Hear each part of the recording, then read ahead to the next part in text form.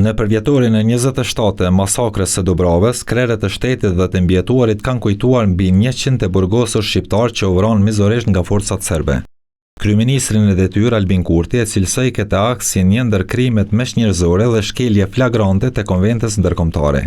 Në ato ditë të majit të vitit 1999, brenda burgut të Dubravës, shteti kriminal i Serbisë kreu një ndër aktet më njerëzore. Ky ishte krim kundër njerëzimit, shkelje flagrante e konventave të Gjenevës dhe e çdo norme të civilizimit njerëzor.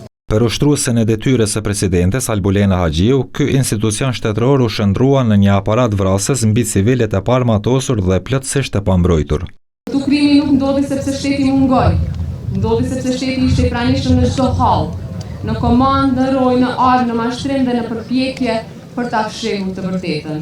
E këtë përvjetor po e bën më të rënd një ekspozitë e hapur së fundmi në Prishtinë, e cila sipas të mbjetuarit Najt Hasani synoi të mashtrojë qytetarët duke shtrembëruar të vërtetën. Ekspozita e 24 marsit 2026 nuk është vetëm gabim, a është një prezantim i qëllimshëm i deklarimeve të UDBA-s sa asaj kohe për masakrën e burgut të Dubravës. Pavarësisht dhunës dhe vdekjes që i rrethonte, të burgosurit gjendin forcë e mbanin lart moralin përmes këngëve që u akushtonin shokëve të rënë.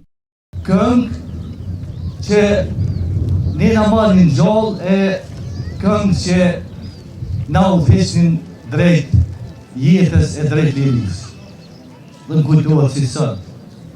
Pra, edhe këtu, edhe atje, në secilin burg, ja fillonin këngë homazh për shokët tanë, kaq kishim na. Masakra e burgut të Dubravës u krye nga forcat serbe prej 19 deri në 24 maj të vitit 1999. Gjatë këtyre ditëve u vranë 116 të burgosur shqiptar dhe u plagosën 185 të tjerë, ndërsa fati i veprimtarit Ukshin Hoti vazhdon të mbetet i pazgjedhur edhe pas 27 vitesh.